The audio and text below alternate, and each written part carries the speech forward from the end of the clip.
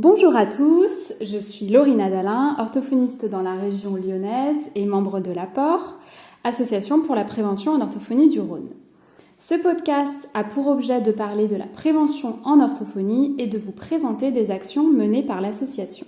Aujourd'hui, je suis avec Anne-Laure et Claire qui ont mené une action avec l'APOR. Est-ce que vous pouvez vous présenter en quelques mots ? Alors, je suis Anne-Laure Tessière, je suis orthophoniste en libéral à Bourgoin-Jallieu dans l'Isère.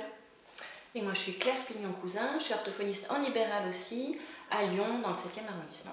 Et qu'est-ce qui vous a amené à contacter l'APOR, à rejoindre l'association ? Moi j'avais une collègue qui en faisait partie et qui m'avait parlé du projet PMI qui m'avait bien intéressée. Donc je suis allée à, je crois que c'était une assemblée générale. Ouais. Donc c'était le repas de fin d'année, c'était très sympa. Et puis c'est à cette occasion-là qu'on a parlé d'un projet éducatif sur Lyon. Et là moi je me suis dit que ça m'intéressait peut-être même plus que la PMI. Alors pour ma part, comme je viens de l'Isère, moi je ne connaissais pas l'APOR par les collègues, c'était plutôt une réflexion sur qu'est-ce que je pourrais faire à mon niveau pour éviter toutes ces demandes qu'on peut avoir au niveau du cabinet, pour lesquelles par exemple en guidance parentale, je me retrouvais avec beaucoup d'enfants jeunes, avec des parents pour lesquels j'avais l'impression de redire les mêmes choses et je me disais tiens il y a peut-être des coupes à faire, il y a peut-être besoin de faire quelque chose en amont, il y avait des demandes qui n'étaient pas forcément justifiées pour des tout petits, qui ne nécessitaient pas forcément des prises en charge très longues.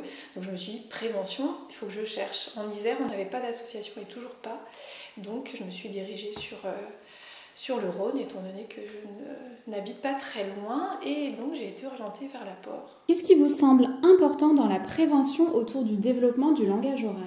Moi, c'est dans ma pratique libérale, en fait, en changeant de quartier. J'ai commencé à travailler dans un quartier favorisé, je suis passée ensuite dans un quartier beaucoup plus précaire, beaucoup plus défavorisé, et je fais le même constat que toi, Anne-Laure, c'est-à-dire qu'on reçoit des patients assez jeunes, mais déjà trop grands, qui ont des retards de langage, mais on sent bien que si on était intervenu plus tôt auprès de la famille pour les aider à comprendre comment aider leur enfant à développer le langage, on n'aurait pas besoin d'orthophonie derrière. Le libéral, pour ces familles-là, pour ces enfants-là, le soin en libéral, c'est dommage. Ça prend des places. Et puis surtout, on n'intervient pas au bon moment. Et donc, il faudrait intervenir en amont sur de la prévention à plus large échelle pour éviter de tomber dans du soin, alors que de la prévention permettrait aux parents d'être outillés et puis d'aider leur enfant. S'il n'y a pas de trouble, ça pourrait suffire dans un monde idéal. Après aussi, je crois dans la prévention, le rôle de l'association aussi, c'est d'intervenir auprès des professionnels de santé, des enseignants, des familles, vraiment travailler sur tout ce qui permet à l'enfant de construire ce langage. On parle des facteurs de protection justement, donc vraiment étayer ces facteurs de protection. Oui, et tu as raison, aussi auprès des professionnels. Ce qu'on fait assez spontanément en libéral, mais de façon plus construite et plus... à une autre échelle aussi, c'est-à-dire pas former juste l'enseignant de notre patient, mais par école. Quand on a le temps aussi, parce que ça mobilise du temps aussi en libéral. Et c'est vrai que tant qu'on n'a pas forcément justement à diffuser de l'information pour justement que ça puisse servir à d'autres enfants, pour d'autres familles. Donc c'est vrai que je trouvais que vraiment cette association permettait d'agir sur plein de facteurs différents. Et c'est intéressant. Est-ce que vous pouvez nous présenter l'action que vous avez menée toutes les deux ? On a été sollicités par la ville de Lyon parce que dans le quartier Mermoz, il y a 2 collègues libérales qui avaient fait une formation auprès de 2 écoles maternelles et d'une crèche dans le quartier Mermoz, auprès des professionnels. Et ça avait vraiment bien accroché, les professionnels étaient très très contents. Elles avaient demandé aux 2 collègues de faire une action auprès des familles. Cette action-là, elle a fait un grand flop, parce qu'en fait ça a été ouvert à toutes les familles, et du coup personne n'est venu. Enfin, je crois qu'elles ont eu 4-5 familles qui sont venues. C'est les écoles et le centre social qui avaient fait de la publicité, mais peut-être juste des affiches, ou en tout cas globalement à toutes les familles. Et les familles qui se sont déplacées, c'est les familles qui en ont peut-être pas le plus besoin, et puis surtout il y avait très très peu de monde. Du coup, c'est les professionnels de l'école et de la crèche, et du centre social, qui se sont dit il faudrait qu'on réfléchisse autrement, et peut-être dans le cadre du PRE, donc projet de réussite éducative, qui est un dispositif de la ville qui met des finances pour des projets pour soutenir l'éducation des enfants scolarisés. Voilà, donc on a été sollicité dans ce cadre-là et on nous a demandé de monter un projet. C'est l'apport qui a été sollicité. Et les orthophonistes, elles, étaient passées à autre chose, donc on a pris le relais, mais on leur a demandé pourquoi, selon elles, ça avait échoué. Et là, du coup, on s'est dit qu'il fallait que les familles soient repérées par les partenaires et adressées directement. Et puis on a rencontré les familles avant de mener l'action, pour avoir un lien. Faire connaissance, leur présenter le projet aussi. À quoi elles s'engageaient, les objectifs aussi du projet. Et puis des 4 ateliers. Donc on a eu 4 ateliers réalisés avec un parent et un enfant. Avec des objectifs qui étaient à jouer avec 3 fois rien. Un parent et un enfant, mais en fait on avait 5 parents et 5 enfants. C'est vrai. À chaque atelier. Exact. Plusieurs familles.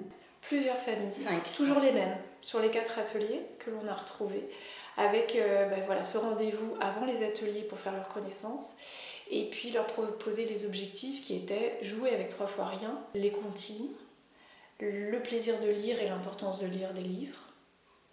Et puis la langue maternelle, valoriser la langue maternelle, parce qu'on est dans un quartier, Mermoz, où il y a beaucoup de migrants, et là on a eu 5 familles non francophones, avec des langues très différentes. Et donc notre idée était aussi de dire à ces familles, n'essayez pas de parler une langue que vous ne maîtrisez pas avec votre enfant, mais parlez-leur en polonais, arabe, bulgare. Voilà, c'est comme ça que vous allez nourrir le langage de votre enfant. C'est en tout cas ce qu'on souhaitait faire passer comme message. Et puis de les rassurer aussi quant au fait que même si la langue française n'est pas parlée dans la famille, qu'eux aussi peuvent justement continuer à jouer en polonais, continuer à raconter des histoires en arabe, chanter des chansons en arabe aussi, que c'était important justement pour étayer leur enfant et le langage. Donc c'est vrai que tout au long de ces ateliers, on a pu faire évoluer au tout départ un jeu libre. Donc on avait récupéré des grands cartons, et puis on a essayé de rajouter des choses comme des craies grasses, comme des pinces à linge, comme des tissus, des cordes à linge. On a fait des ouvertures au cutter, on a fait évoluer les cartons pour montrer qu'avec rien, des choses qu'ils avaient bien sous la main à la maison, on pouvait jouer et donc parler. On a toujours laissé les parents initier, voir un petit peu comment eux s'appropriaient le matériel. Et puis nous, voilà, on venait se rajouter un petit peu à ces interactions qui se créent, aussi bien entre le parent et l'enfant, mais aussi entre les parents, mais aussi entre les enfants. Donc c'est vrai que ça faisait un groupe assez homogène, justement, hein, c'était un petit peu hétérogène. Alors, on a fait plusieurs temps, il y avait un temps de jeu libre autour de ces cartons qu'on a fait évoluer au fil des ateliers, mais que les enfants attendaient. Ouais. On a rajouté des cartons de formes différentes, mais ils attendaient ce moment des cartons. On n'aurait pas pu les enlever, les cartons, c'était pas possible. Non, ils venaient pour ça, les enfants. Puis ça faisait un fil conducteur aussi, on ne repartait pas de rien, je pense que c'était important aussi. Et puis d'autres temps de comptines, de lecture d'albums, où on racontait les albums. On a aussi essayé de montrer aux parents qu'il n'y avait pas besoin de lire, qu'on raconte les images qu'on voit sur les albums. On a fait des rondes aussi, des choses plus spécifiquement langagières. Et on a essayé de demander aux parents de chanter dans leur langue maternelle, sur les albums, de nous dire les mots dans leur langue maternelle. On avait toujours le souci de leur dire parlez dans votre langue. On a gardé toujours le même groupe. Alors c'est vrai qu'on a eu des problèmes d'absentéisme justement. Donc systématiquement, on appelait les familles pour leur rappeler l'atelier. On rappelait justement les directrices de crèche et d'école. Pour que la veille, elles redonnent le rendez-vous. On redonne l'info aux familles. Mais malgré ça, on a eu pas mal d'absentéisme. Ouais. Oui, je crois que c'est le principe dans les quartiers avec les populations plus précaires, c'est difficile de... Parce que un rendez-vous à la préfecture, un rendez-vous urgent chez le dentiste, on ne parle pas le même langage entre professionnels de l'éducation et nous. Et du coup, il faut comprendre, quand on parle de prévention, on ne parle pas forcément de la même chose. Donc déjà, se mettre d'accord sur qu'est-ce que c'est qu'une famille qui nous inquiète un peu. Et c'est pour ça qu'une intervention auprès des professionnels serait vraiment intéressante pour qu'on se mette d'accord sur de quoi on parle, qu'est-ce qui nous inquiète ensemble ou pas. Parce que c'était sur quel temps, du coup ? Le vendredi matin. Ouais, sur de 9h à 11h, et les ateliers se déroulaient dans le centre social qui est juste à côté de l'école. Donc c'était un lieu identifié. ça a quand même posé problème à une famille qui n'a pas trouvé le centre social. Donc on est allé chercher la maman devant l'école, voilà, on s'est débrouillé. Hein. On était très très en lien avec les directrices des structures qui nous ont beaucoup épaulés. On a été oui, beaucoup d'échanges, vraiment un partenariat qui a été vraiment très chouette, très enrichissant. Donc directrice d'école et directrice de crèche. Et puis même les enseignantes aussi ont beaucoup apporté et se sont impliquées dans le projet aussi. Hein. Donc vous aviez des tout petits avec des plus grands ou les groupes étaient montés de telle manière à ce que les âges soient homogènes ? On ne savait pas bien sur quels critères recruter les enfants. Et du coup, on a des enfants, comme c'est crèche et maternelle, on avait des petits de la crèche et puis des moyens grands de l'école. Et ça crée quand même une hétérogénéité qui n'était pas évidente à gérer. Et puis, on avait des profils d'enfants différents. On avait 2 enfants avec des troubles du comportement qui étaient difficiles à gérer sur un groupe. Ça, c'est un des critères à revoir pour la suite. Ça a déjà été discuté avec nos partenaires qui ont bien entendu que voilà, quand elles repéraient un enfant qui était déjà ingérable à l'école ou à la crèche, il faut l'envoyer vers le soin et non pas vers des ateliers de prévention. Mais c'est intéressant, c'est tout un travail à faire aussi avec les professionnels pour qu'ils sachent repérer ce qui relève du soin, ce qui relève d'une autre aide.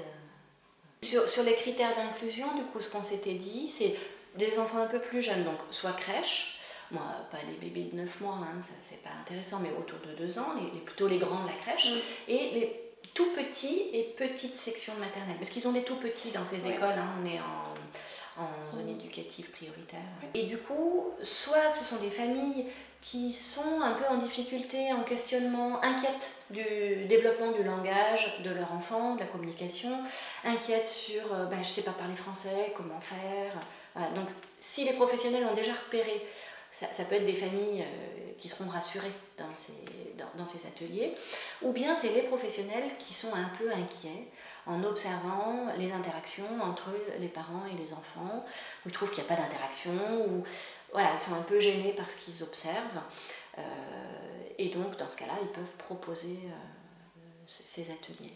Des enfants qui ne sont pas suivis en orthophonie ? Tu as raison. C'est un critère. Ouais, c'est ça.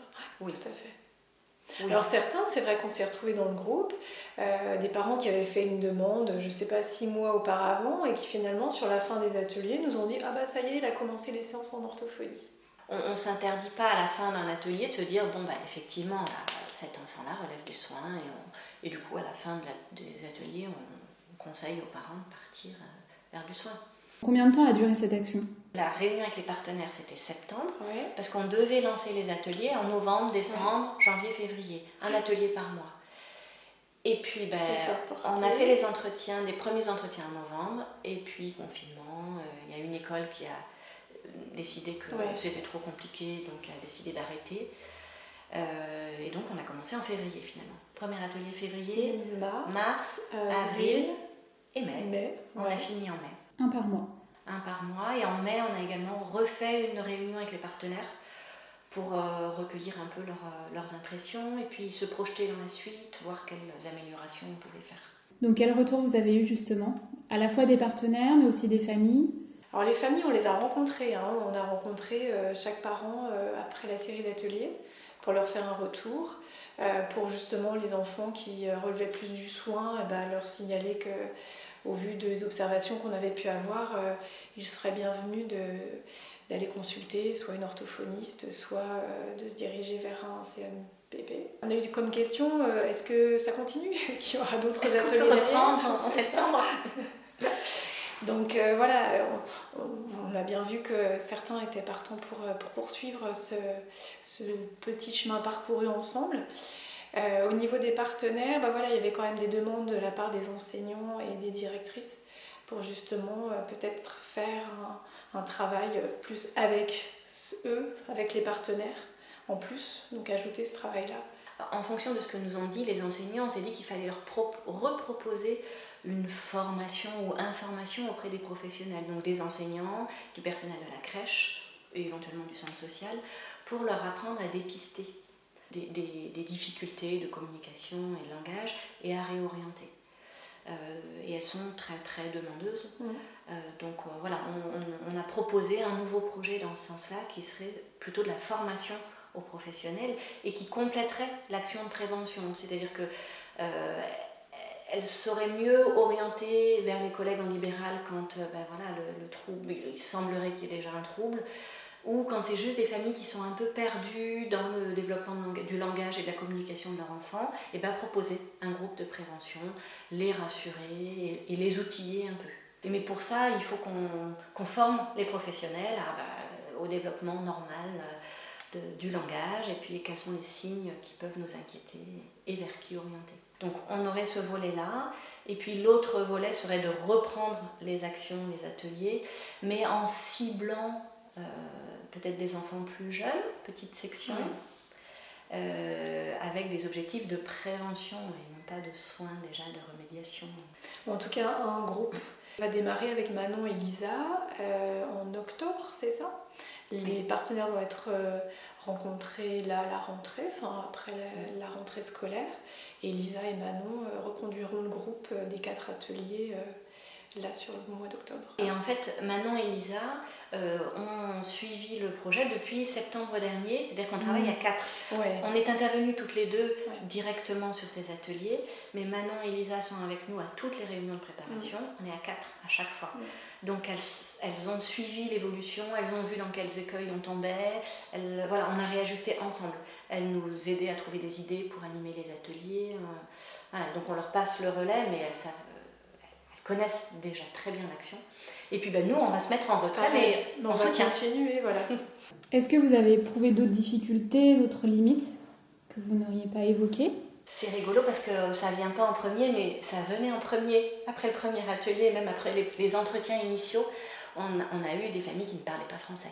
Du tout. Pas du tout. Ouais. Du tout. 2 familles qui ne parlaient pas du tout français. Impossible de faire une phrase en français. Et donc impossible de comprendre une phrase. Et ça nous a mis en grande difficulté, nous qui aimons bien parler. Parce que le premier atelier, on pensait faire de la prévention en parlant. Parler la langue maternelle, parler de parler. Et en fait, non, ça n'était pas possible. Donc on a fait. Mais c'était intéressant, hein. Non, c'était très intéressant parce que c'est vrai que ça bouscule un petit peu déjà ce qu'on avait prévu et puis ça bouscule aussi notre manière de faire et puis de faire passer les choses aussi. Alors c'est vrai qu'au cabinet on est confronté à ça, mais c'est vrai qu'en plus le groupe n'étant pas hétérogène, il faut gérer le groupe, il faut gérer aussi chaque particularité, chaque langue, et c'est vrai que c'était pas forcément évident, mais je pense qu'on s'en est pas trop mal sorti. C'est intéressant pour nous parce qu'on s'est rendu compte que finalement on parle trop d'habitude. Et qu'on noie, même nos patients qui parlent à peu près bien français, on les noie sans doute dans des informations. Et là, on a été obligé d'aller à l'essentiel et de modéliser. Je pense qu'on a beaucoup modélisé. Oui. Et nous, on modélisait en français et on les incitait à faire pareil dans leur langue. Et quand elles essayaient de parler en français, on leur disait « mais non, en polonais, en bulgare, allez-y ». Nous, ça ne nous gêne pas. Oui. C'est vrai que dans le projet initial, on s'était dit on leur demandera d'effectuer une mission entre chaque atelier. Mais expliquer ça en français et leur faire passer ce message-là, c'était impossible. Donc c'est vrai qu'on n'a finalement pas trop su, même à la fin, lors du dernier entretien, ce qu'elles avaient réinvesti vraiment à la maison. Enfin, pour certains, si, un petit peu, mais on ne sait pas trop. Oui, sur les entretiens initiaux et finaux, qu'est-ce qui a bougé, vraiment ? On ne sait pas. On sait que, en particulier ceux qui parlaient le moins bien français, veulent revenir. Oui. Donc ça veut dire qu'ils ont trouvé quelque chose, mais sans doute pas ce que nous, on pensait. Et je trouve que c'est ça qui est intéressant. C'est-à-dire que ces familles sont venues chercher ou ont trouvé quelque chose. Mais quoi ? On ne sait pas trop. Parce qu'on était sympas. Oh, c'est parce qu'on était sympas. Alors, mais c'est vrai qu'il y avait quelque chose de chaleureux. Du retour des enseignants, ils nous disent, mais rien que ça, que vous professionnels, vous ayez pris le temps avec ces familles, qu'on est tout le temps en train de bousculer dans le quotidien, à l'école, en leur donnant des consignes, en leur demandant de faire vite. Et vous avez enfin pris le temps, avec la mère et l'enfant, parce que on n'a pas eu de papa, pour les enseignants, ça avait l'air d'être vraiment ça qui comptait aussi, qu'on ait entendu ces familles, qu'on ait pris le temps avec elles, de les valoriser aussi. Oui, de les rassurer, de répondre aussi à leurs questions, parce qu'on en avait forcément des questions durant ou après l'atelier. Et d'ailleurs, on a réduit notre intervention. Au départ, on devait intervenir 2 heures, je crois. Et on a réduit à 1h30 parce que c'était trop long, justement pour les tout petits. Rester 2 heures sur des temps de comptine qu'on avait peut-être prévu un peu long au départ. Enfin, dès le premier atelier, on a réduit. Et puis on s'est aperçu que sur notre 1h30, il y avait toujours le temps de se dire au revoir, le temps de répondre aux questions aussi des parents, enfin des mamans. Oui, il y a des mamans qui restaient les 2 heures. Oui. Mais c'était libre, l'atelier durait 1h30 et puis on a une demi-heure pour celles qui souhaitaient rester. Oui, puis des mamans du coup discutaient ensemble, avaient peut-être un temps justement un peu hors école pour parler de choses et d'autres.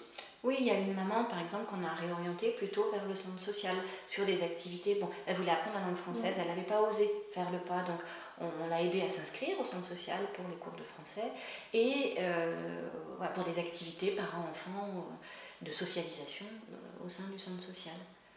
Donc là, on n'était pas dans le soin pour cette petite fille, peut-être qu'il n'y a pas besoin de soins, mais que juste une intégration sociale pour la famille. Et c'est là où on voit que ces actions, vraiment dans le lieu de vie de ces familles, est indispensable. Et puis c'est vrai que d'avoir les partenaires en direct, ça nous a fait, ça nous permet d'avoir énormément d'informations par rapport à notre activité libérale dans notre petit bureau, où avoir le partenaire c'est compliqué, où justement on n'a pas forcément ce temps-là. Là on est vraiment dans un autre cadre et qui est vraiment bénéfique. Enfin, je trouve que c'est à généraliser.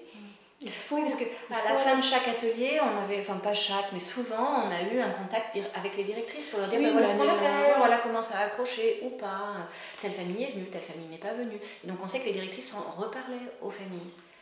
Il y a une maman qui a apporté des photos de l'atelier à la maîtresse parce qu'elle était contente, parce que voilà. C'est ce temps-là qui est sans doute précieux. Et est-ce que vous auriez des conseils ou des recommandations à transmettre à des orthophonistes qui aimeraient mener une action proche, similaire ? Allez-y, foncez. Non, moi je pense que vraiment, avec la problématique des listes d'attente dans nos cabinets, il faut qu'on agisse avec notre regard d'orthophoniste sur le langage, mais de manière plus globale. Donc il faut aussi qu'on puisse redonner des outils à ces parents qui sont un petit peu soit désemparés, soit se rendent pas compte qu'ils ont des choses aussi à faire, que la tablette ça ne fera pas tout dans la construction du langage de leurs enfants, ils doivent être acteurs dans ce développement du langage. Ça prend du temps, c'est vrai, de mettre en place ces actions, mais c'est enrichissant dans les deux sens en plus, que ce soit pour nous, que ce soit pour les familles, pour les partenaires. Enfin, moi je vois vraiment entre notre action là dans notre bureau et l'action qu'on peut avoir avec des ateliers, on donne tellement plus largement d'informations et on a un impact tellement plus large que je dis ça vaut le temps de consacrer du temps à ces actions-là et à les proposer le plus largement possible. Oui, et puis moi je dirais qu'il faut oser changer de posture professionnelle. On reste orthophoniste, mais c'est très différent quand même ce qu'on propose. On accepte d'être déstabilisé, on accepte d'oublier nos objectifs, de faire évoluer le langage. On est là un peu à disposition pour faire émerger quelque chose. Mais on a bien vu, nous on est partis sur le premier atelier avec des objectifs, des machins. Eh ben non, c'est pas possible. Et je trouve que, moi ça m'enrichit beaucoup d'avoir accepté que, non, au bout des 4 ateliers, les enfants parlent pas mieux. Clairement. C'était pas le but. On a semé des petites graines, on espère, mais on sait même pas quelles graines on a semé. Il faut accepter d'être déstabilisé comme ça. Oui, mais c'est comme dans ton jardin, tu peux planter une graine et puis la plante, elle va pas pousser tout droit, elle va peut-être un peu prendre des courbures différentes et variées. Donc cet atelier s'appelait quand même le jardin des mots parce que justement, c'était ça, c'était planter des graines pour que derrière émerge peut-être quelque chose. Oui, peut-être quelque chose de très bien rangé, peut-être ça va aller loin, pas loin, mais il va forcément en ressortir quelque chose. C'est ça. Et accepter qu'on ne sait pas quelle graine on plante. Ouais. On a une idée, mais finalement, c'est peut-être pas cette gamme-là que les parents vont choisir en tout cas. Eux, ils trouvent quelque chose, on ne sait pas exactement, et je trouve que c'est important d'accepter ça. Oui. De quitter notre posture où on sait et où on va leur expliquer. Et c'est un vrai support d'avoir une association comme l'apport derrière soi dans ce genre de situation? Essentiel. Moi, je me suis sentie sécurisée. Oui, sur plein de points, parce qu'il y a plein de choses qu'on ne gère pas. Voilà, le projet, le budget, la communication. On se sent légitime aussi. On n'est pas seul, on est une association pour discuter avec les partenaires. Oui. Oui, on a un certain poids. Et puis le fait aussi de confronter nos idées, nos points de vue, ça permet aussi de se dire, enfin moi je trouvais que c'était rassurant aussi de se dire, ah oui tiens, bah voilà, on va quand même, on prend le même chemin, ou on a une vision qui est identique, ou ça m'enrichit, on s'enrichit vraiment. Le fait, moi, ce que j'ai trouvé extrêmement confortable et qu'on n'aurait pas en pratique libérale, on était 4, c'est énorme quand même, on a mobilisé 4 pour 5 par an. C'est pas rentable, ça c'est sûr. Mais quel confort de se dire, bon, on y va toutes les deux, mais on a Manon et Lisa, elles sont avec nous. Oui. Et elles vont nous apporter leur regard, et elles vont rebooster, parce qu'il y a des fois on était un peu monter. Qu'est-ce qu'on va faire? C'est pas trop ce qu'on avait prévu. Et voilà, et elles nous donnent des nouvelles idées, et elles, voilà. Et ça c'est quand même génial de se dire, on est 4, en fait on y va à 4 à chaque fois. Ouais.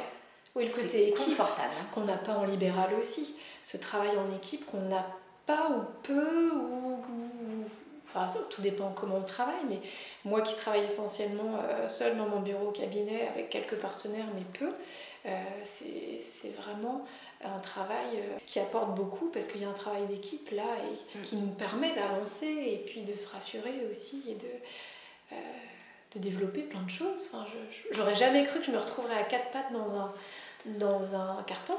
Dans un carton avec des gens qui ne parlent pas français. C'est ça, et des gens que je ne connais pas. Moi je trouve chouette aussi de se dire que cet atelier, il y en a un deuxième qui va démarrer, que les partenaires, ils ne nous disent pas non, c'est bon, merci monsieur, dame.